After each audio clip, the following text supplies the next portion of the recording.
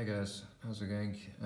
Today I have got in front of me the Grand Seiko Snowflake, which is a bit different from the earlier videos I did.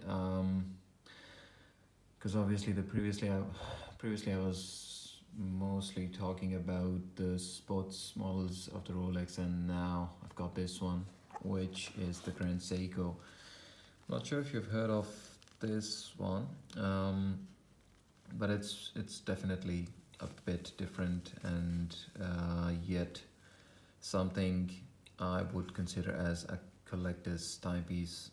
After having owned it for a couple of months now, I thought I'll leave with you some impressions and a few things that I have found about this watch.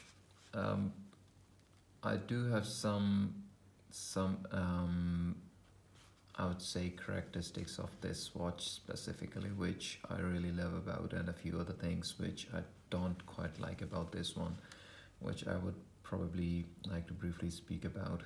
And then in the end I'll also show you the wrist shot and the wrist view of how it sits on the wrist, so you can also have an understanding of the viewability of this one.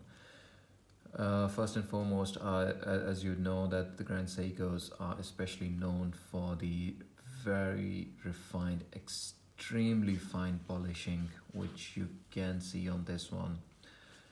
Maybe not as much as on the case, although it is there.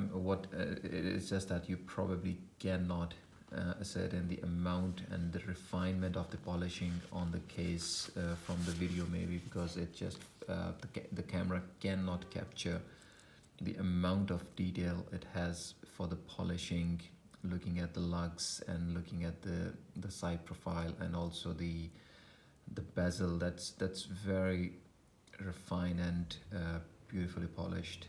Looking at the dial, I'm not sure if you can capture that, but if you look at the hour hands and also the hour markers or indices, you can probably see it is extremely refined polishing that you can see, which they call it as mirror polishing as well, which truly is the case. When you see that in person, you would actually feel like if these are the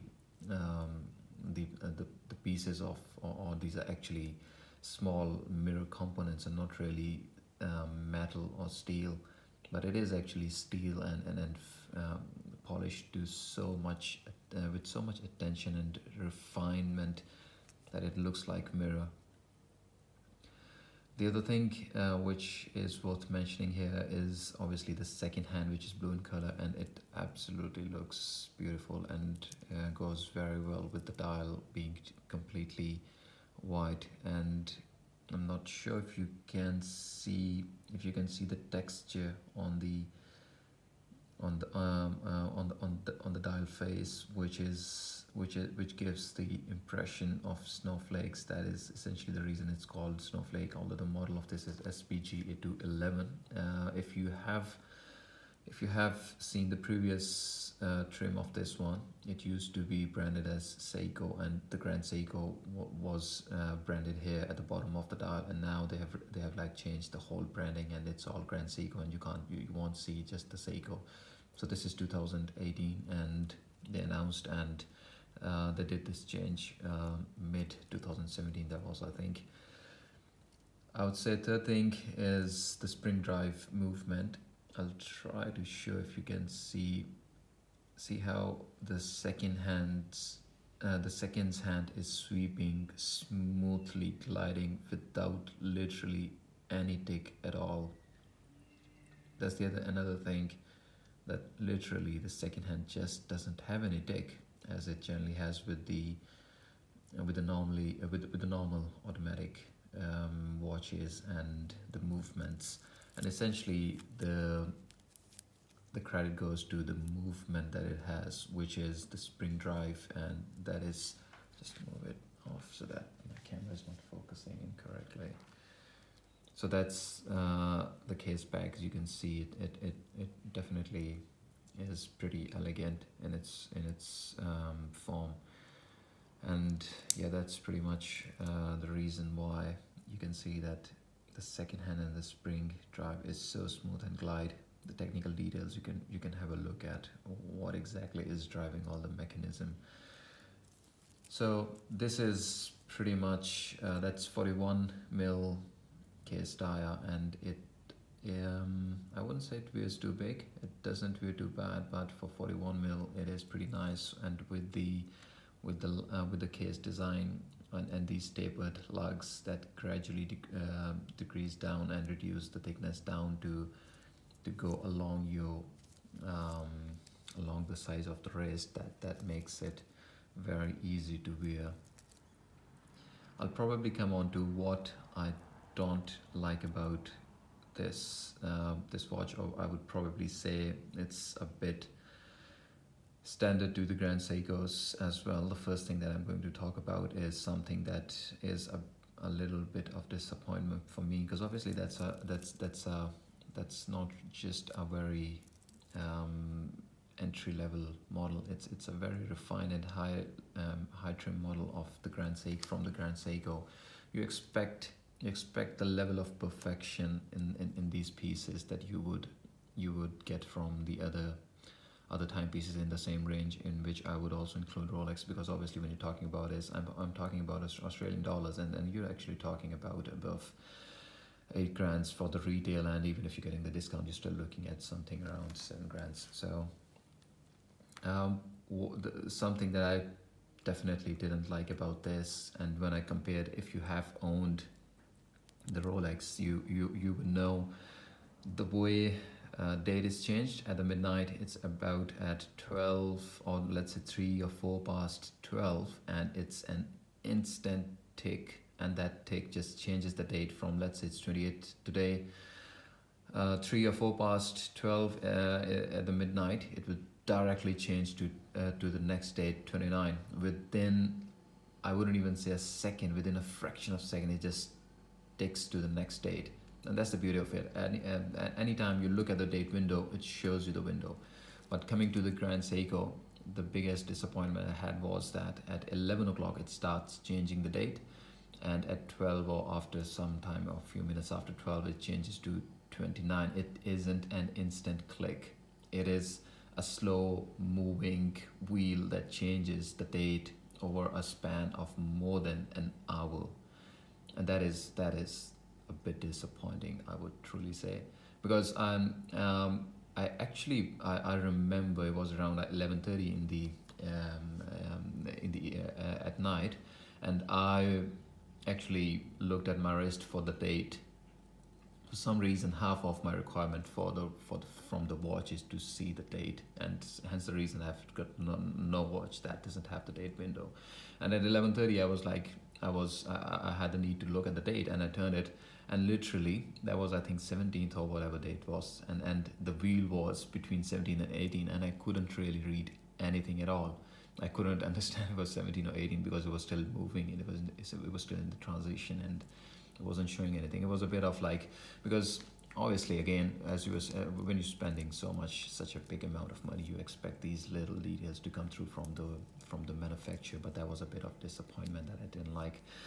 Rest of the things, I think just 2 or 3 more things I didn't quite like about this one, and that is purely personal preference. You may have a different opinion. You may still like what I disliked or didn't quite like, but that's obviously a personal preference. I didn't quite like. And the other thing was this, the metal they have used for the bracelet, and that's titanium, which I don't quite appreciate, because not just one probably positive thing is it's super light. It's so light that it seems like you're literally wearing a piece of paper, pretty much, literally. And I'm used to wearing a bit like steel, and this one is actually a bit heavy and thick one. So but compared to that one, this actually is too light for me to actually feel like a watch. I don't mind that. It's very comfortable, it's very wearable. But what I really mind about titanium is this, the look of it. It's like too dull for my eyes, and when you compare that with steel, it just doesn't have that feel or the color that I like about the steel. So that's obviously a personal preference thing. So I'll try to show how dull that looks actually. Although this is like obviously a different makes and bracelet, but still it's very dull compared to stainless steel. So I would say that the Grand Seikos that come with the stainless steel bracelet would be my preference. But unfortunately the Snowflake doesn't come in the steel bracelet, so yeah, there's no option there.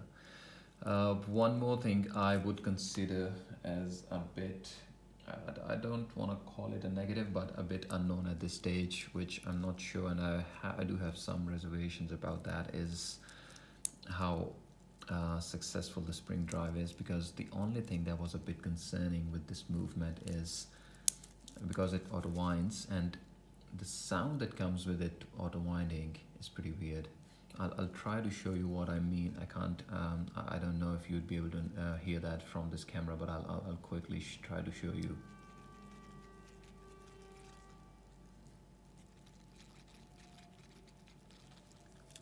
So there's a bit weird sort of, weird sort of sound that comes from the movement when it's rotating, and it's like a rubbing of some pieces together, which is something I don't understand. And if you read that on internet, it's there with all the spring drive movements. I don't know what is there, but with all the sound coming every time your wheel is winding, I don't know how long it's gonna last, because with the rubbing, it's obviously something that's getting worn. So I'd be a bit concerned. I'd be looking at getting this service probably earlier than I would normally do with the other automatic watches. And then probably there's one more thing which is not really too concerning, but just the lugs, a few Grand Seikos, because my video is getting too long, so I'm trying to wind this up.